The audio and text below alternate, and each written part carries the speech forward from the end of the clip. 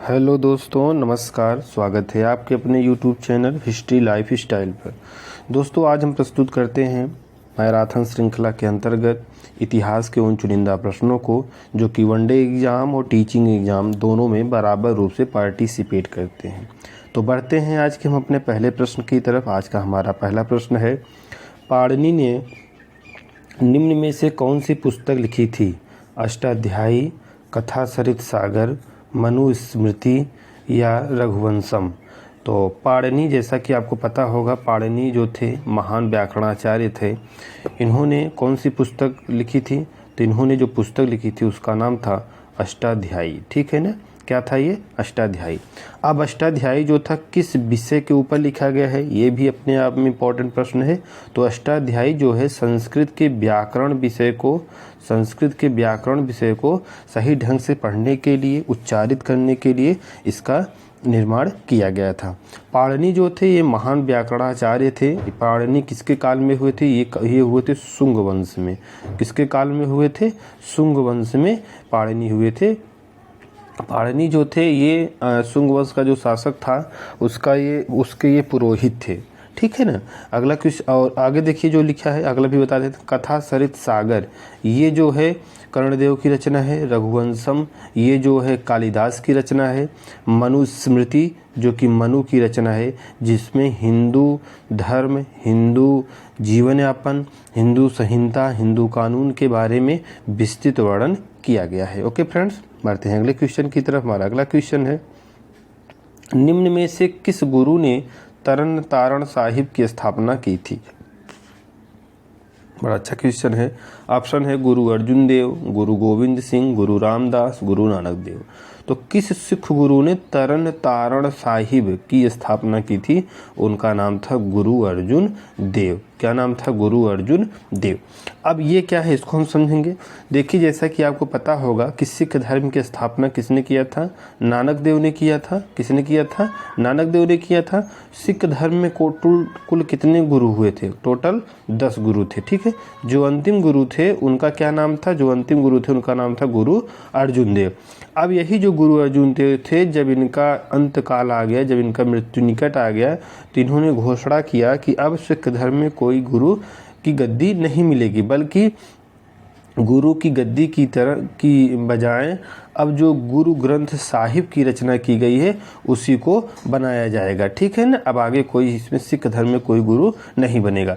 तो उसी जो गुरु ग्रंथ साहिब यानी गुरु ग्रंथ जो किताब है उसी को हम लोग क्या बोलते हैं? तरन तारण साहिब। ओके फ्रेंड्स, बढ़ते हैं अगले क्वेश्चन की तरफ। हमारा अगला क्वेश्चन है, अशोक के शासनकाल के प्रमुख आयोजनों में से एक 250 ईसा पूर्व में राजधानी पाटलिपुत्र में बौद्ध परिषद का आयोजन। बड़ा ही शानदार क्वेश्चन है। पहली था, चौथी, तीसरी या दूसरी? तो इसका राइट ऑप्शन होना चाहिए ऑप्शन नंबर 3, तीसरी। ठीक है ना? कौन सी थी? तीसरी। अब बौद्ध परिषद क्या था इसको समझेंगे। देखिए, जब महात्मा बुद्ध का मृत्यु हुआ, महात्मा बुद्ध की जब मृत्यु हुई 483 ईसा पूर्व में, तो उसी दौरान बौद्ध संघ में थोड़ा सा विच्छेद होने लगा, उसमें मतभेद होने लगा। कई चीज़ों को लेकर अपने अपने सभी लोग दावे प्रस्तुत करने लगे। तो इन सब चीज़ों का निराकरण करने के लिए जो पहली बौद्ध संगति आयोजित हुई थी वो कब आयोजित हुई थी? अजात शत्रु के समय। ठीक है ना? अजात शत्रु के समय ये जो था महात्मा बुद्ध के मृत्यु के तत्काल बाद आयोजित की गई थी। कहाँ पे आयोजित की गई थी? राजगृह में। ठीक है ना? राजगृह में। फिर जो दूसरी जो कब आयोजित की गई? दूसरी आयोजित की गई थी कालाशोक के समय। कालाशोक के समय आयोजित की गई थी। ये आयोजित की गई थी कहाँ पे? पाटलिपुत्री में। ठीक है ना? और जो तीसरी जो आयोजित की गई थी वो किया गया था मगध के राजधानी पाटलिपुत्र में। उस समय शासक था मौर्य वंश का सम्राट अशोक।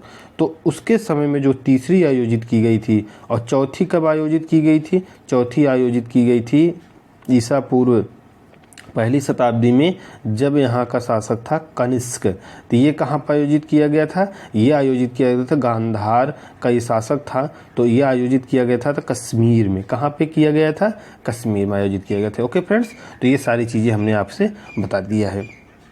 अगला क्वेश्चन है, मोहम्मद गोरी ने 1191 में तरब हिंद भटिंडा पर जो आक्रमण के लिए महत्वपूर्ण सामरिक केंद्र था, किसके विरुद्ध किया था?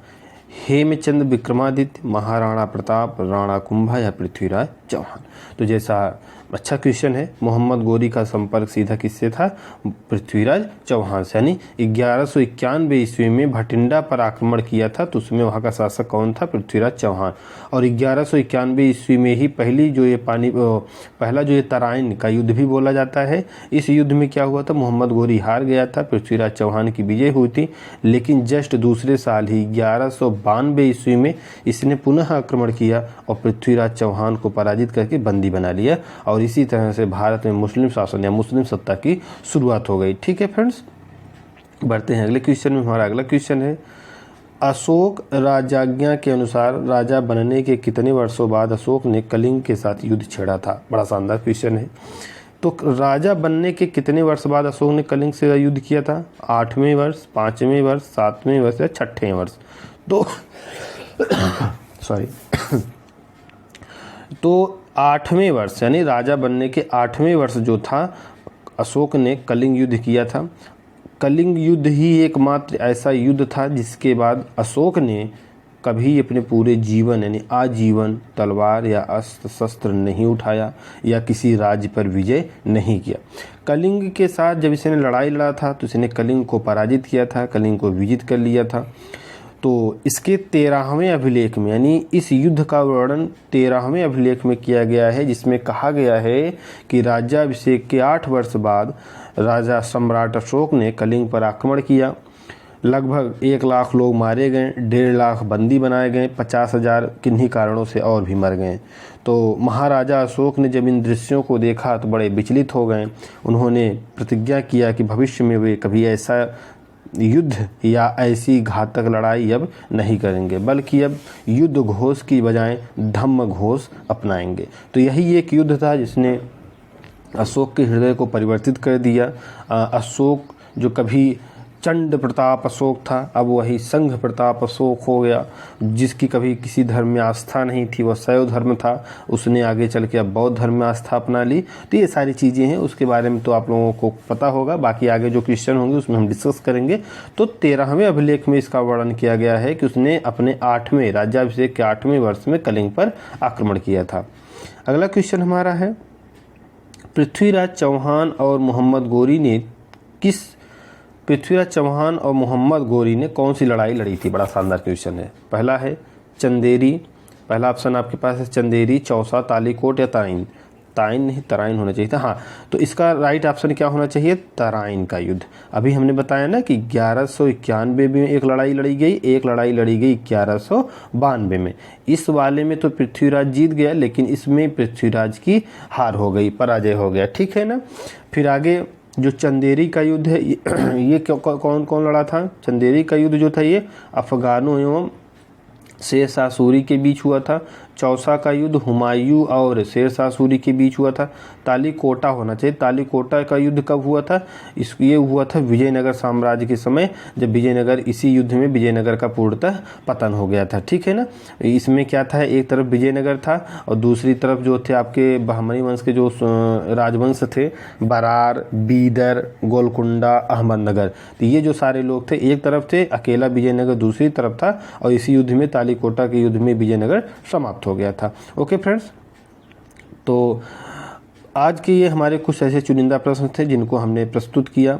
आशा करते हैं आपको ज़रूर पसंद आया होगा। यदि पसंद आया होगा तो वीडियो को लाइक करिए, शेयर करिए, सब्सक्राइब करिए और ज़्यादा से ज़्यादा हमारे साथ, हमारे इस चैनल के साथ जुड़िए। आशा करते हैं आप सबको बहुत बहुत अच्छा लगा। मिलते हैं अगले वीडियो में, तब तक के लिए नमस्कार, धन्यवाद।